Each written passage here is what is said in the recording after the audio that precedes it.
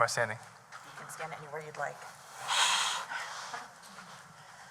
Well, hi, everybody, and thank you for coming. I'm Jennifer Bankers-Fulbright, and I am the director of the Center for Teaching and Learning, but today I'm here as the chair of the Faculty Development Committee. And we are so excited to invite you to listen to Dr. Michael Wenzel, who is our distinguished contributor in scholarship at Augsburg for this academic year.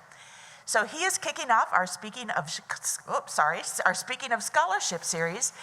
And I just wanted to give you a little bit of information from the submission that got Dr. Wenzel this award, or just Wenzel, right? Sure, we'll do Wenzel. So every year in the spring, faculty, students, and staff can submit nominations for these Distinguished Contribution Awards. And last year, one of the submissions was for Dr. Wenzel, and I just want to note a couple of highlights from that nomination, and then I will let you speak. So this is clearly an award for scholarship, and so that's what I'm focusing on. I've known Michael for quite a while now, and he could probably get an award for teaching too, right? And actually has.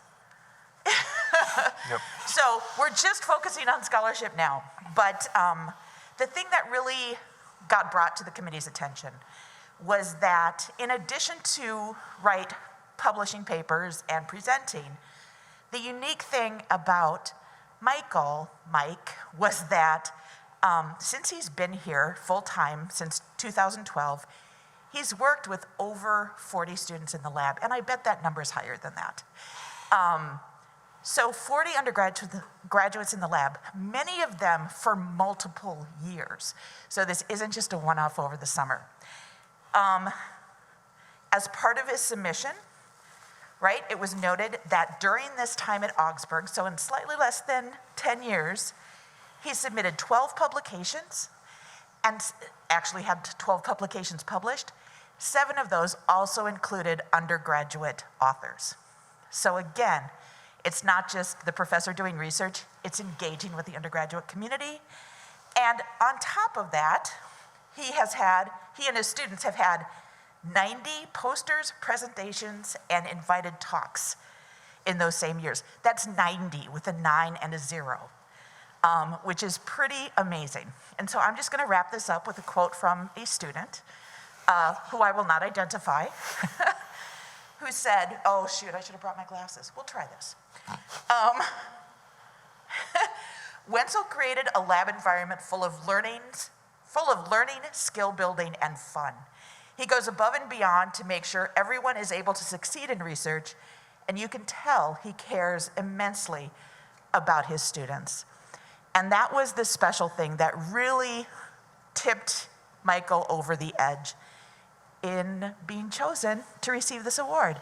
So thank you very much, and we're looking forward to hearing what you're going to talk about. Awesome. Well, wowzers. Thank you very much. Try not to cry at the beginning of the talk. So yes, thank you so much. I'm extremely grateful for this opportunity and the chance to talk about the research that obviously a number of students have done. I'm so humbled to be recognized for this as well. So my title of my talk is Benign by Design, Green and Sustainable Organic Chemistry. And I'm not gonna do a full-on chemistry talk. I will show molecules, but I will try to keep it a little bit more general and kind of get some ideas out about how I kind of think about chemistry, some advice I've gotten along the way, and then of course, thanking a large number of individuals along the way. So what do I do? I'm an organic chemist, so I always think of organic chemistry as the chemistry of carbon. It's the chemistry of carbon.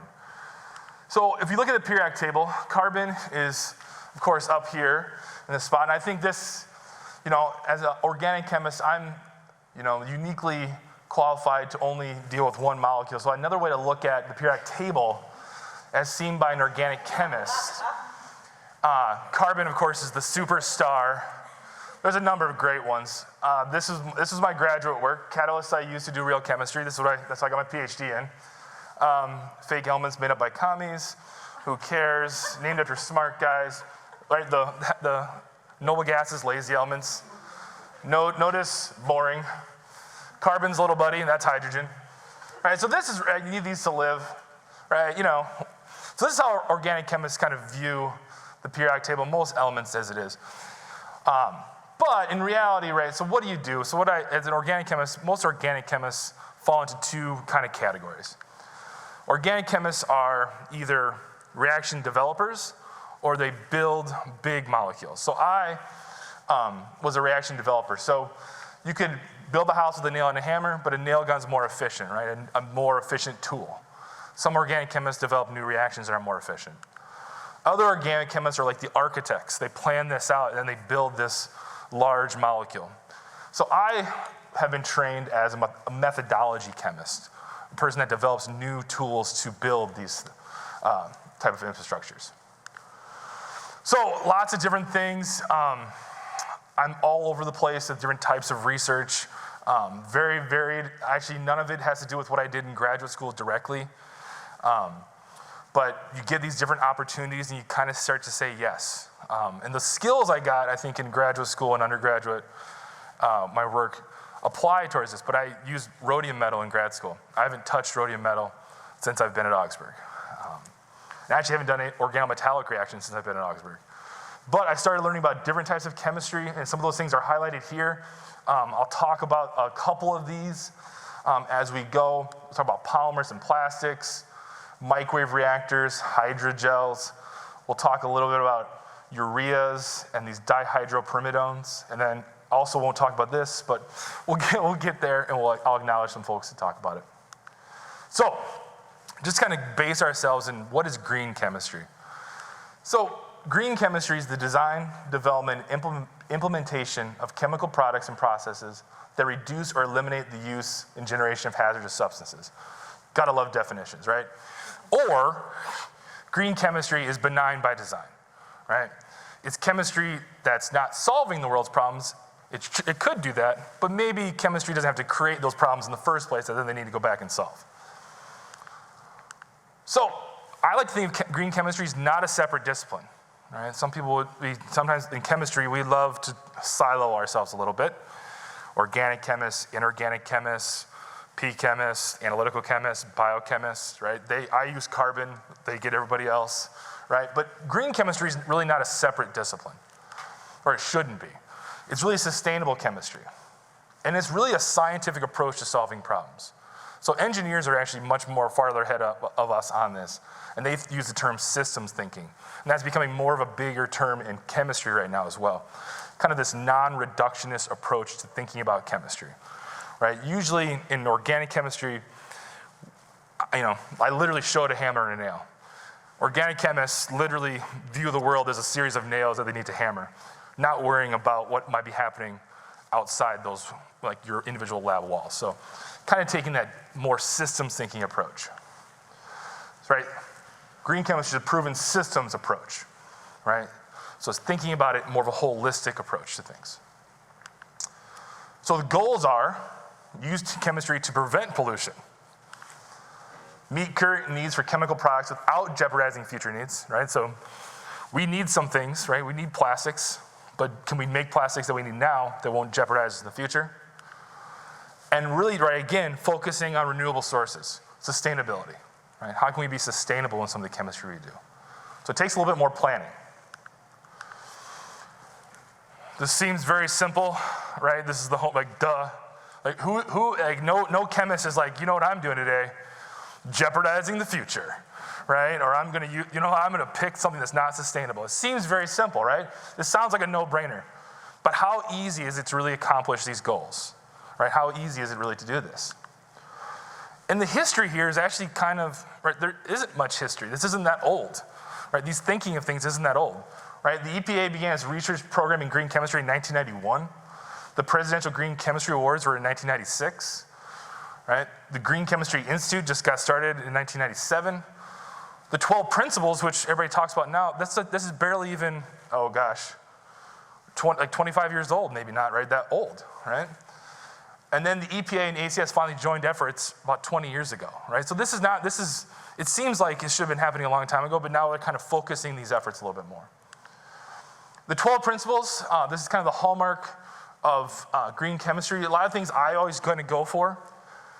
Obviously, reducing waste, renewable feedstocks, designing for degradation, right? Thinking about catalysis, atom economy. For using 10 atoms in the starting material, hopefully those 10 atoms end up in the products that we use, right? How can we be atom economical? And obviously safety. I think that's one of the things we kind of don't think as much about, but obviously green chemistry is safe chemistry, right? It's being safe.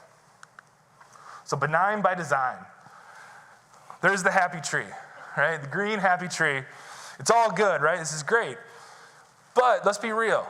The reality is green chemistry is not green like a happy tree. It really means green like money. So you better be able to say, if you're going to do green chemistry, that's great. But you better also be cost effective, right? There is a price people will pay, right? But it's not very much, right? So it's not just enough that you need to have better chemistry designed. You need to also beat the price of the current models or current chemicals going on too in reactions. So it's a real big challenge. So one of the best parts about the green chemistry world is this community. This is kind of one of the things I'm going to hit on a little bit too. There's these great resources. Beyond B9 is a big green chemistry education group. Green chemistry is actually in the ACS curriculum now. It's supported by the NSF. This is a workshop that I attended, God, I don't know how long ago, in Eugene, Oregon on the green chemistry workshop. Advancing green chemistry, I actually did, this was a science communication fellowship that I was a part of that was actually helping chemists, scientists, be better communicators to the general public. That's important. Yes. And then I also have been funded by the Minnesota Pollution Control Agency. So they're also interested in helping designing green chemistry materials, educating more students on these principles. And two of the students I'm very proud of, they actually won National Green Chemistry Awards. That's Zach Swingen. He's a high school chemistry teacher now. And that's Dr. Alan Medina Gonzalez, who recently got his PhD at Iowa State, also won a National Green Chemistry Award. And I'm the guy in the middle. Another group, right, that I was lucky enough to kind of start is this idea about this. We created a sustainable polymer consortium workshop. This was part of my sabbatical work that we got funding for from the Institute of the Environment from the University of Minnesota and also the American Chemical Society. And this involved a regional group of chemists from different colleges and universities. And there's all of us there together. We actually did this workshop at Augsburg. It was nominated for a Chem Luminary Award. So this was for outreach and educating more folks about this. We had pretty good momentum, and then the pandemic kind of hit. So we're working on keeping this going again. But you can see, obviously, using Augsburg's beautiful lab space. Down here, we're highlighting a dental polymer lab. So this blue light is like the UV light you'd get shined in your mouth when you get a cavity filled. Oops. And they're showing these curing, and we test these things and break them. And we're actually doing some 3D modeled teeth, 3D printed teeth now to fill those cavities that we create our own. And this was also supported by the NSF Center for Sustainable Polymers at the University of Minnesota, where I did my sabbatical too. Okay, so, little Blue Jay. So I'm a proud Creighton University graduate. When I was an undergrad, my professor always, every day in class, I remember this, he'd always say, well, today in our discussion of organic chemistry, we will blank. And I always thought that was kind of strange because it was pretty passive. I was just sitting there taking notes. He was a pretty chill guy. My teaching style actually comes from my philosophy professor, which is a longer story. But here's a picture of me and him. This is Dr. Martin Holz. I'm wearing a molecule around my waist. That's me. That's a puka shell necklace too. I got more pictures coming, don't worry. But he always talked about this discussion of organic chemistry, and it always stuck in my head. And you kind of this idea of a scientist alone in the lab doing things by themselves, right? And I'm not like that, right? I like folks. I like to be around people. But it's always really stuck with my head, and then it kind of influenced the way I think about how we do chemistry. It's a collaborative effort. So in that vein, I'll tell a couple different stories. One that was very successful, one that's ongoing. And the first collaboration is with a friend of mine from graduate school, Patrick Willoughby. He worked here at Augsburg when he was in graduate school doing some pre-professor kind of work. So he's at Ripon College in Wisconsin. And we got together and talked about a possible project together. And this project, the purpose of this project, was about polymers, right? So we kind of started talking about plastics a little bit. The purpose of this was really to address this need that the undergraduate education in chemistry has. So in chemistry, we are accredited by the American Chemical Society. And what that means is they kind of set the standards for what should be taught.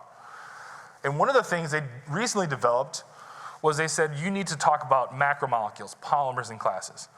And that's actually really important for where we are, because 3M does a lot of polymer chemistry. So does Valspar, Sherwin-Williams, H.B. Fuller, Medtronic. Those are places that use this kind of chemistry. So it also suits our students to be able to have these experiences and get future employment.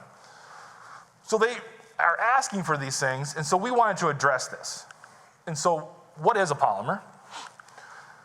You already know a polymer. DNA is a polymer. A polymer is something that has many repeating units, all right? So DNA, I think, there's 4 of them, right? So boy. And they repeat, and then there's hydrogen bonding in the middle that holds them. It's not a bond, it's an intermolecular force, right? So we know some polymers, right, where you don't have a lot of starting materials, but they repeat, and you make big, long molecules. Other ones you might know are plastics. Lots of different types of plastics, right? And we'll talk about that in a second. But one example we're going to talk about is hydrogels. This is what we wanted to focus on because we thought it'd be interesting for students to learn about and to study. So hydrogels you might have been interacted with. Contact lenses are hydrogels, right? Hydrogel meaning they're water, hydro, and then a polymer, so like absorb water essentially.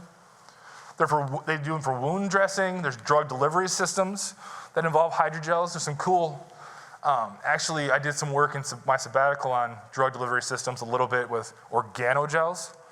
A little different, just organic solvents instead of water. So these are really pertinent kind of things that people will be interested in. We found a paper that was really cool. We thought it was really interesting because these are self-healing hydrogels. So imagine taking a plastic and you cut it, right? And it literally, you stick it back together and it can heal. Like your skin would, right? Like your skin would. So we found this paper and we wanted to investigate this more.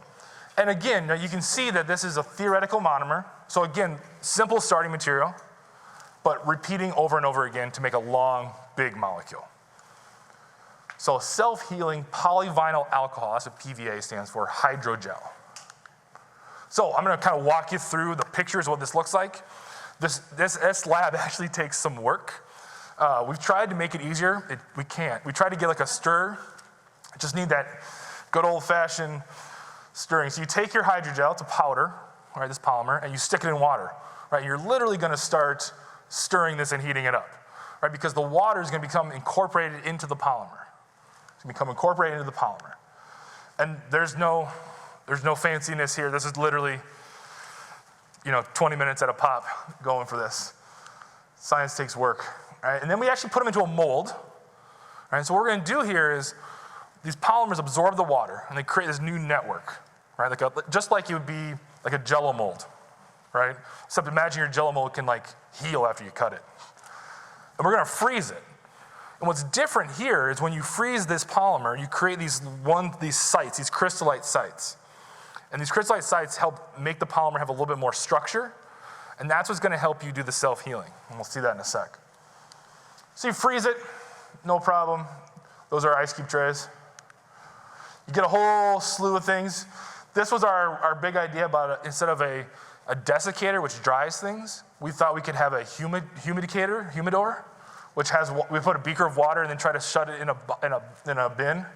It didn't work, but it was, organic chemists are nevertheless, we try, right? We try to be creative. So those are all these different types of hydrogels. And what we're going to do is we're going to cut these.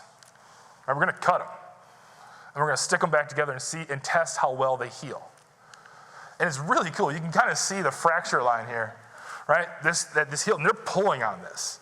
We can actually measure the force, right? And so this is a really fun one too. So there you can kind of see the healing there.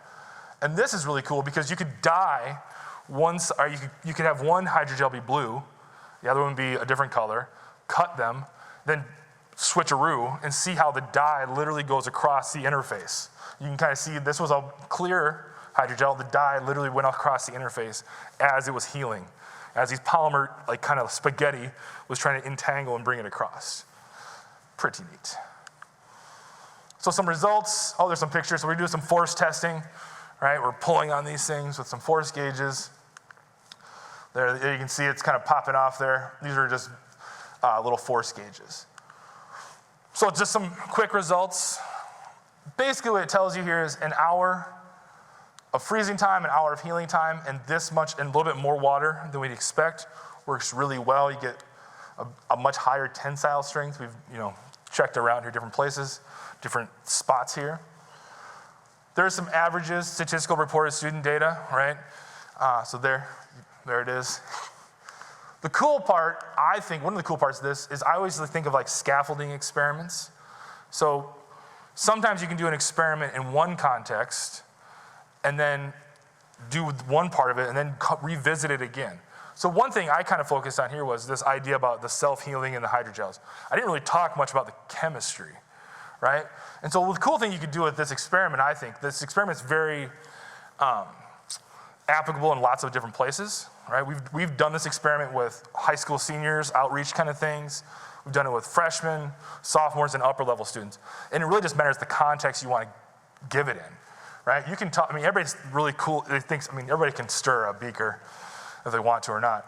But talking about the chemistry and what's going on, you can get really complicated. We actually talk about the mechanism of how these are forming, but you don't have to, right? So I think it's fun to have different experiments that can reach people in different places or different ways. So this became a publication. Taylor Mattice, who is a fourth-year medical student at Creighton University, my alma mater. Very excited about that. And this was also, the other cool thing about this paper that we got published was it also involved Danielle Stepka, who also helped us make, she recently is leaving Augsburg today, but she was an Augsburg alum, also worked in a marketing department, and helped us make and design the cover of the journal, as well as different pictures in the actual publication. So I always think it's fun. Like it did like a Houdini, kind of like saw the thing in half. You see the picture there. Okay. So let's kind of go back to thinking about, we've done some polymer synthesis. Let's talk about green polymer synthesis and what that means. So there's an issue, right? One of the biggest issues is we have too much plastic. But plastic is awesome, really awesome. The problem is we have too much of it. It comes from sources that are not sustainable, and it doesn't degrade. It persists, right? So there's pictures of different bodies of water have giant, plastic patches. It affects wildlife. This is actually a picture I took at the Como Zoo. They had made this piece of art from plastic that they'd gotten on a beach of the humpback whale tail. So this is actually a piece of art made at the Como Zoo. So what do we do as chemists, right? We need to find more sustainable materials, and we need to design for degradation, those principles of green chemistry. So the research goals, right? Let's get away from poison, right? Let's have catalysts that are much more benign, right? Let's get away from petroleum-based starting materials, right? Even though they're very cheap, how can we have sustainable starting materials? So we want to get away from that. We want to have more bio-based starting materials, right? More bio-based starting materials. So those are the goals. Thinking about those goals, we can think about catalysts. So most times people think of catalysts, they think of metals, right? These are, well, as a chemist. But another type of catalysts are organocatalysts, which are more like basically the kind of catalysts our body uses, like enzymes or organocatalysts, really fancy organocatalysts. But chemists try to mimic reactions in our bodies. And they use catalysts to do that. And an organocatalyst, of course, is a catalyst that uses carbon. It's carbon-based. So we found this, and we thought this was really interesting to do polymerization reactions. Maybe this could replace some of those other catalysts we've been using in those polymerizations. So the idea was, okay, this is really cool, because this catalyst has a place where it's electron rich and a place where it's electron deficient. And every reaction that ever takes place in the whole wide world, somebody has electrons, somebody wants electrons. And if you can bring those two things together, you can maybe get a reaction to go. So this catalyst is kind of acting like a scaffold to bring two molecules together. Right? Somebody's got the money, and the gopher's trying to take it. Right? Somebody's got electrons, somebody wants them. So if you kind of think of this bifunctionality of a urea catalyst. So this is a urea catalyst, that same one before, where it has this area of electron rich, right? Where you can put them into a bank, and they come out, right? Somebody puts them in, somebody takes them out, right? So you're bringing two things together, right? That's the idea. We need to make these urea catalysts. So we make these, actually a really simple way to make them. Just following some litter procedure. We made a whole bunch of them. Cool. This is great. So we're very excited. We're like, okay, here we go. We're going to do this. We're going to try this new bifunctional catalyst to some of these polymerization reactions we've done before. Let's see. So we've made the urea. Here, I got to show an NMR. So this is just telling us, this is showing that we indeed made what we said we made. So every one of these peaks represents hydrogens. Right? And with this tool and other tools, we can be confident we have made this. So the colors just kind of follow along here. You can believe me that they're there. There you go. So again, so now we've kind of handled the catalyst. We've got this nice organic catalyst that's, not metal-based. Maybe it's a little more benign. What about some monomers that are renewable? So those are the starting materials for the polymer. So this is delta dodecalactone, which smells like a creamy coconut. Delta dodecalactone, delta dodecalactone is a creamy peach. And then we also have lactide. So these are some monomers that we use for polymerizations. And they're neat because, right, obviously these are from plants. These are plant-based. All of them are plant-based. And different polymers, or different monomers, will give you different functionality in your molecule. If you have a lot of L-lactide, the polymer gets stiffer. If you have one of these, it gets a little more floppy. And notice how I made this red. Just adding 2 carbons all of a sudden makes that completely changes the functionality of the polymer. But it makes kind of sense, right? Because a polymer is, hundreds of thousands of these reacting. Eventually, this small difference becomes a big difference in a bigger molecule when it's added multiple times. So, synthesis of this copolymer. So there's I, that's an initiator. Monomer 1 is A, and then we add B on the ends. Simple. So this is the classic thing we've done before. So this is the old chemistry that we're going to try to apply to our new stuff. So delta decalactone, we can do this with an acid catalyst. It's not our urea yet. Do this first part, we add the L-lactide, we can get a polymer, right? All these things, N and M just mean how many of those are you adding. Great. Now let's try our urea catalyst. Well, let's first look and see, let's see the good results first. Sorry, I hate to bury the lead here. So you can see this is kind of neat. As you increase the target L-lactide, these actually get stiffer, right? These little discs get much harder, right? Because you're adding more of the hard monomer part. And you can see this like visually, right? These are some high-tech force testing here with different cork rings, but you can visually see, right, that extra carbon, right, really makes a difference in these discs. So this is awesome. This is great. Urea catalyst should work, right? Right, there they all are. We made all these urea catalysts. Here we go. And we get orange goo. So that didn't work at all. And we were kind of stuck here. And at this point, I thought back to another, right, my first organic chemistry professor, I always started class with, today in our discussion of organic chemistry. My other folks that I had along the way, 2 at University of Pennsylvania, Dr. Meggers, Dr. Kozlowski, and then at the University of Minnesota, Tom Hoy, always kind of instilled this idea, like, so what's the next? What's the next experiment? What's the next experiment? And that's what had to happen here, right? We had to think about something else. Dr. Meggers is actually somebody we see at our Germany trip when we do a science and religion study abroad. He's now at the University of Marburg, so we get to see him. So what do? You find a really smart student and have them figure it out, right? And that was Emily Chapman.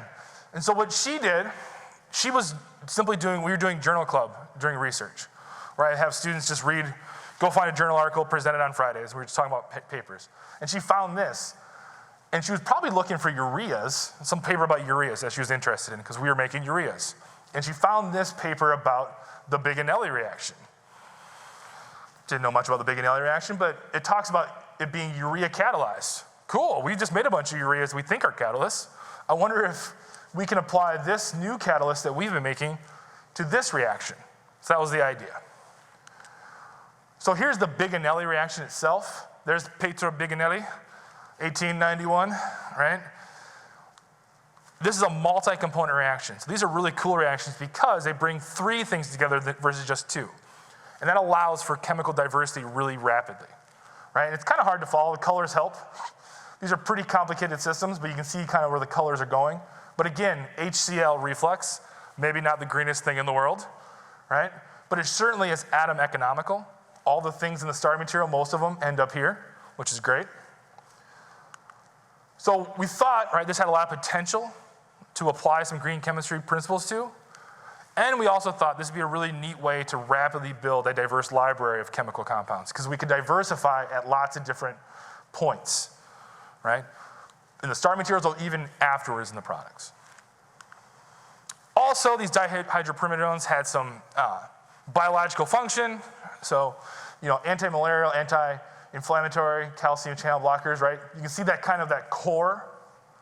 If you squint, you can kind of see it.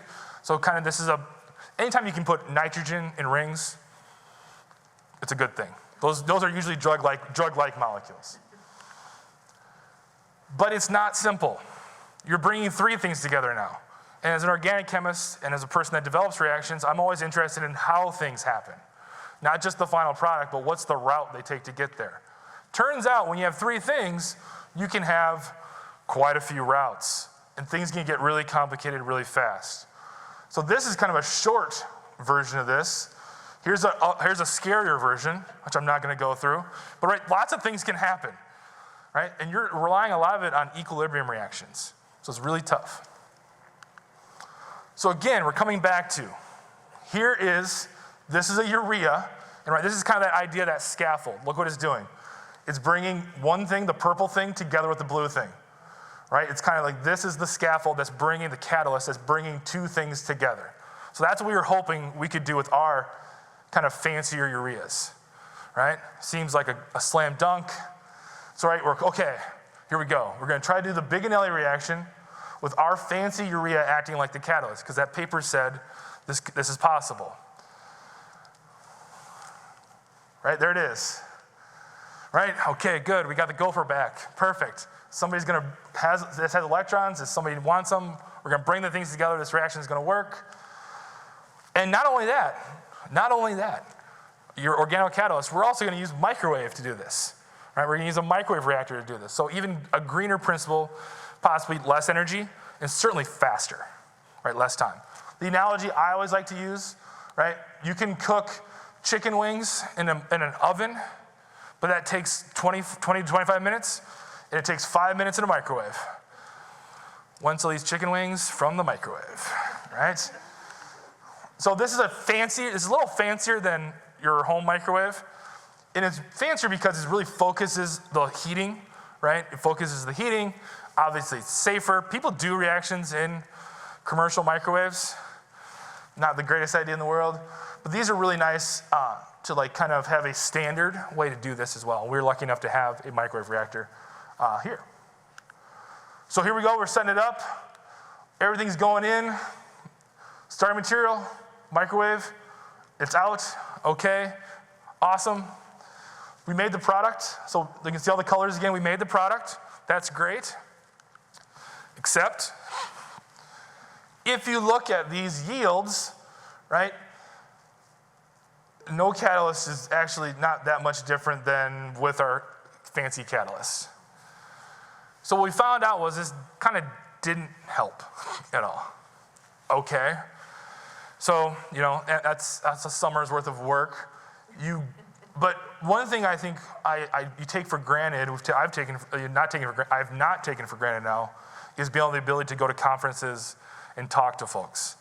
And that's where, again, what's the next experiment? So we were kind of stuck. So you go to conferences, you talk to people, you have a poster, you stand there, people come up and talk to you, you give a presentation, you meet new people, you get ideas. And one of those ideas, people, was actually my friend Sarah.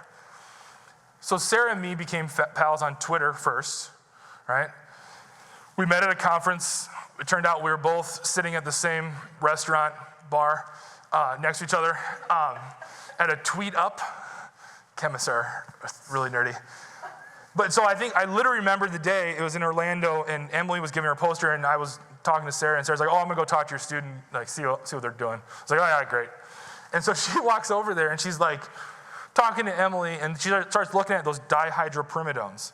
And she says, wait a second, that looks an awful lot like these kind of molecules I've been looking at for these Alzheimer targets.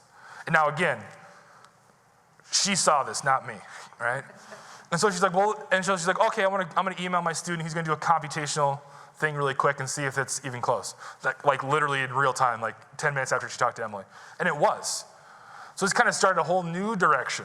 So we've gone from a urea catalyst, that was for polymers, the urea catalyst for the bigonelli, and now we're like, let's do the bigonelli to make all these interesting drug-like molecules, right? But it's kind of this progression of how things happen, right? We keep looking for new ways. So again, the Alzheimer targets, it actually helps prevent the tau twist, where it stops that. That's the mode that this does, these kind of small molecules do. Again, these dihydropyridones, this is the receptor they're going after. It's a positive allosteric modulator, sure. And we actually already have some biological collaborators we started sending some stuff to, very, very preliminary stuff. So we've made a bunch of these. So we've made a bunch of these dihydropyridones, and like I said, we sent these off, some in better yields than others, sent these off for biological testing. There's a picture, so this is actually interesting. So last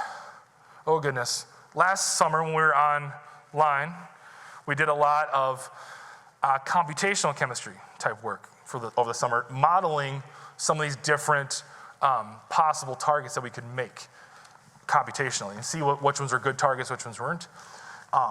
And so this is a picture of, you can kind of see the molecule resting in this protein, whatever the receptor was. So the next goal then would be to build a library. Yeah, this is supposed to be overwhelming. Yep. So, right, and this is just off of the basic, right, type thing, right? All the blues are changing the aldehyde piece. All the purples are changing the ester kind of piece. All the reds are changing the urea type piece. So all these possibilities kind of becomes endless, right? And then finally, the newest direction we've taken with this, and this is what we worked on this summer, was kind of avoiding two nitrogens in the ring and having one of them be oxygen. So we got some feedback on it. We wrote a big grant for this, trying to get funding for this. And we got some feedback. They said kind of the chemistry wasn't that novel. Sure. So we thought, well, wait a second. And we did some literature searching. And folks have not made a lot of these with oxygens in the ring. So that's kind of what we've been exploring since then, is trying to find, obviously keep going on some of the urea stuff, but also exploring more with these oxygens in the ring. Proven to be very difficult. Nobody has done it, even if they said they've done it. They have not done it, which is great because that gives us more space to explore. And so kind of in summary, I want to just think about like green chemistry is benign by design, this idea about the systems thinking, and kind of figuring out where we fit in these different things, right? The system of the lab, the system of the university, the system of our city, right? How are we affecting things in different ways? What happens when I run a reaction? What happens to all the solvent I get done using? Right? How much energy am I using in this thing? Right? How do we train students to think like this? Right? How do we start to think like this? Right? So green chemistry is benign by design. So here's a picture. I think this is important to think about too. Opportunities that you get in life. I'm the one, I'm in the back. I like to focus on these frosted tips. And that's a puka shell necklace. My roommate was from Hawaii. That's a special Hawaiian puka shell necklace. But this was the opportunity I was given to do research in 2003. Right? I started college 20 years ago this fall. And I started doing research and kind of messed up and fell in love with it. So there's a picture of me starting that journey. And here's a picture of me giving my first research talk. In beautiful Grand Island, Nebraska. Neither grand nor an island. Right? So that opportunity, right? I think how critical that was for me as a person and my journey as a scientist and chemist and the people that were involved and how lucky I was to have that. I hope we can offer that. I can offer that. Augsburg offers that to multiple people as well. So lots of people to thank, lots of funding. Obviously, Ergo, McNair, STEM programs. These are folks that are funding our students. Give to the Max Day. Numerous alumni and donors. Sundquist, Lindstrom's, Larson's, Hanson's, Lonegers. The NSF for Sustainable Polymers. This workshop that's sponsored by the NSF. Industry partners, Aveda and Sartec. The Margaret Cargill Foundation also helped fund various parts and students.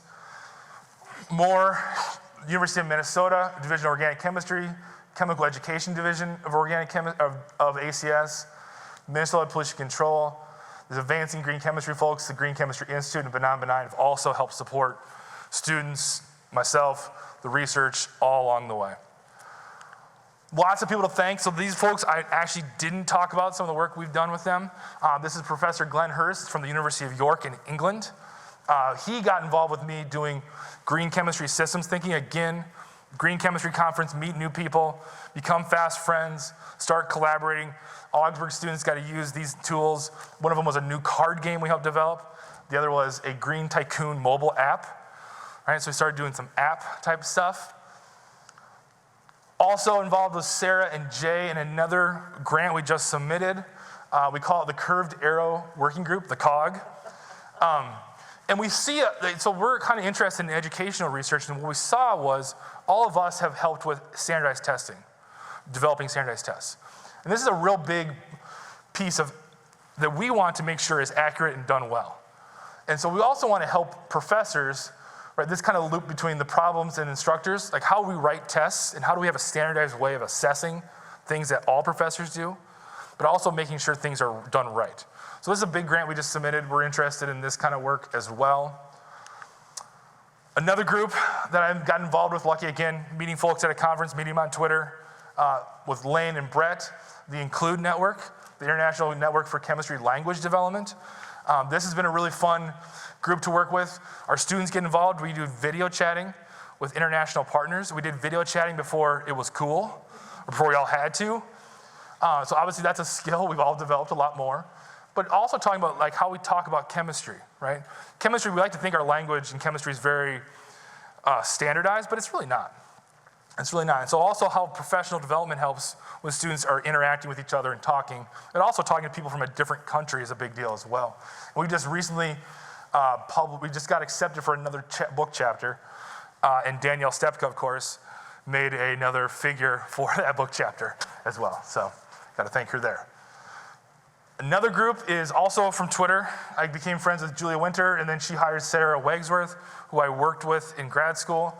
Again, developing mobile apps to help people learn about chemistry. And this is really, really fun because Augsburg students get to do these things first, right? Get to be the ones that actually get to use these new tools as well. So those both things have been published. And then finally, kind of some big people.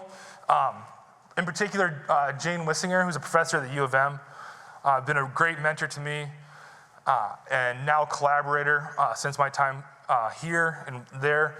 Really got myself going on the green chemistry thing, has a really large legacy of preparing different folks for being professors at different schools, and her reach is very large.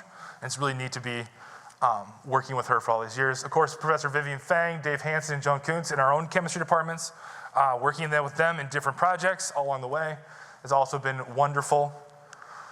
And then I'd just like to bring back, again, today in our discussion of organic chemistry, I think organic chemistry, I've shown so many people, so many different places, it's about collaboration, it's about the people. But the most important people are these people. So these are all the people that have done research with me over the summer. First group, Charlie Hoy, I think he's at Valspar now. Chad Gilmer, PhD, Dr. Chad. He got a PhD at the University of Iowa. Shelby is a doctor and just had her first baby at the University of Iowa now. She's in residency. Lily Maloney, Dr. Maloney, also got her PhD at Colorado State. Ben Swanson is working in industry locally. Katya is a high school teacher in Washington. I'm gonna go through all of them. Krista she did her master's at University of Saskatchewan, and she's teaching in Canada now. Abby's a doctor. Kayla's a PA. Katie's a doctor. Andy works at Cargill. There's Alan again. He's a doctor. He's working for Agilent now. He just got his first job. There's Zach again, high school teacher. Mike Alves is getting his PhD at University of California, San Diego. Ali Plezai works for a hiring agency locally. Miles is a doctor. He's getting his MD. Joe Kempf works for Cargill too now. Joaquin is a middle school teacher. He got his master's in education from Augsburg. I'm blanking now. She's in Owatonna. Christine Volz is in Owatonna and working in industry. You can't see him. There's Adam. He's getting his PhD in chemistry at Utah. There's Taylor. She's getting her MD in Creighton. There's Ellie. Ellie and Adam just got engaged. They worked in my lab. Yes, that started there. She's getting her PhD at Utah. Maria Rico is working in industry as well. Brett's in medical school. Jason's in PhD program at Wisconsin. Lucas is in dental school at Minnesota. Milky's applying for master's in public health programs. There's Ellie again, Utah. Adam just got his master's at Illinois. Morgan is at just started a PA program at St. Kate's. Lemke is applying for medical schools. Kia is in PA school as well. Emily is getting her PhD at Wisconsin. Isaiah is actually teaching a class here, and he's getting his teaching license from Hamlin right now. Isaac Tade is going to dental school. Brent, I'm not sure if Brent was applying for PA schools. Jade is still a student here. There's Emily again. Laura, Goldwater Scholar, different paper. She's on with me. She started working at the U of M. She's going to apply for grad school. And then here are the folks from this year. I drugged them all to a Twins game. All that would go, it was super cold. The Twins lost. And then also here's a picture of us crushing some Chipotle at the beginning of summer as well. But again, right, then I'd just like to end like a good day I had this summer. I went down to Iowa State. I couldn't go in person to see it, so I sat in my hotel room and watched Alan defend his thesis. There's Dr. Medina Gonzalez, and then I got a chance to take him out to lunch at least. And then as I'm driving back through beautiful Iowa, I get a text message from Lily Maloney saying, hey, I'm driving through. She just got her PhD at Colorado State. I'm driving through to Boston to start looking for jobs there. And so I got to see Lily that same day. So it was a good day. But with that, I'd be more than happy to answer any questions. Thank you for this. Very, very humbled and very, just grateful for this opportunity to be here, to do all this work, to work with these students. It's my passion. Thank you.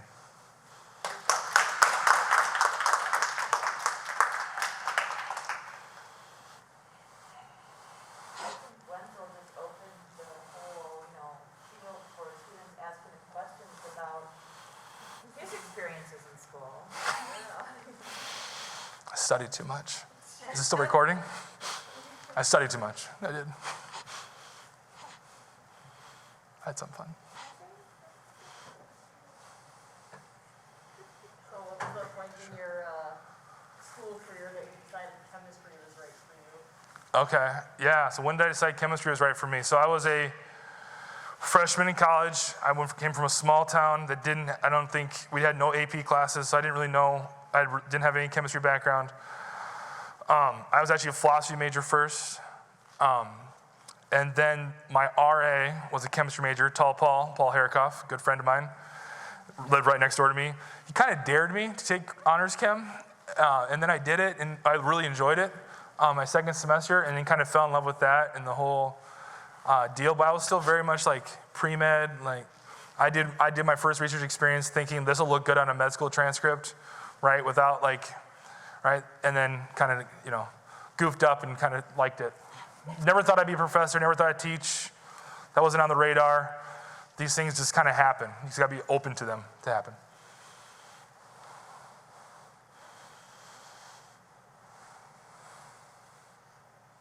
Sure. Yes.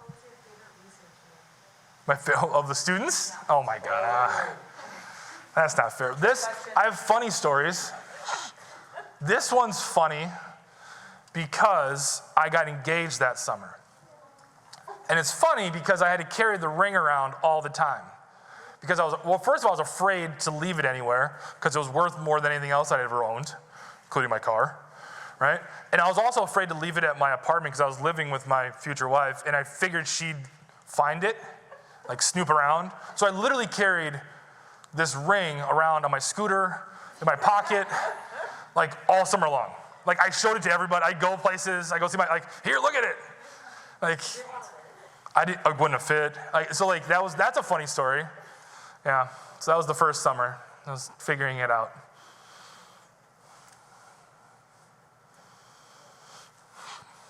So no favorites. But that was a funny start. Sure.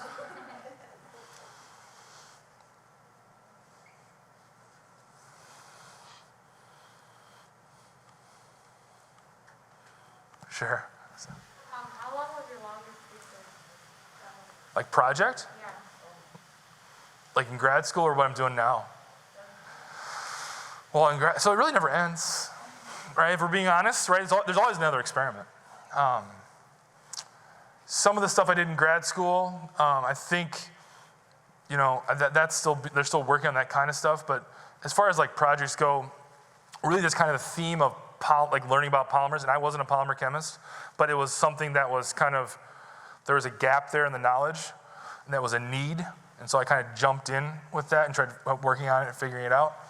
It was something we were able to do in the old, right? You also got to remember, in the old building, the old science building, we had no air conditioning. I put air conditioners in the lab. It gets pretty hot in the summer, all right? And so, and what the level of instrumentation we have now is leaps and bounds and past all those kind of things. So, so those kind of things, there's always kind of been polymer chemistry going on. I'm always kind of thinking about new reactions, way to develop new reactions. So yeah, it's kind of all ongoing. I wouldn't say anything really ever stops. I used to, hashtag science never stops. I put that on a Chem Club t-shirt once. Madeline. When did the education piece become very important to you? For The research that you started doing for undergraduate education as well? I just got really, so yeah, that's a good question. So when did I become more interested in, there's the lab side, and then there's the education side. So I became interested in the education stuff probably right away. I think that has to do with maybe my philosophy background, just kind of interested in how people think and how people problem solve. So I kind of got into that right away. I sought out a bunch of different opportunities to teach. Professor Sally Mallory at UPenn was really kind to me, right? In grad school can be pretty tough. The only time you kind of feel smart sometimes is when you're a TA, because then you know stuff and the students don't know at least as much. So she was really beneficial to me. Professor Wissinger, Professor Hoy, those folks, having that environment to let me be a TA and let me learn and practice got me excited about that. And then, just trying to be creative about how to teach, right? I mean, organic chemistry has a pretty bad rep, right? And so how do you change that paradigm, right? How do you think about things differently? How do you make it accessible to folks? Because I think chemistry is great. I want everybody to learn about it. And so how do I do that? Right? So I've been trying to think like that for a long time. I guess, when I teach, I want everybody to learn the stuff. I put that on myself. So if I'm going to put that on myself, I got to figure out ways to make that happen.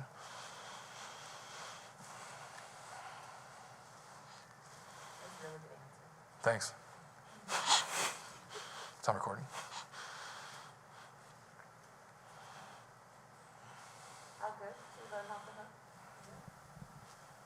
Thank you. Great, thank you so much. Thank you.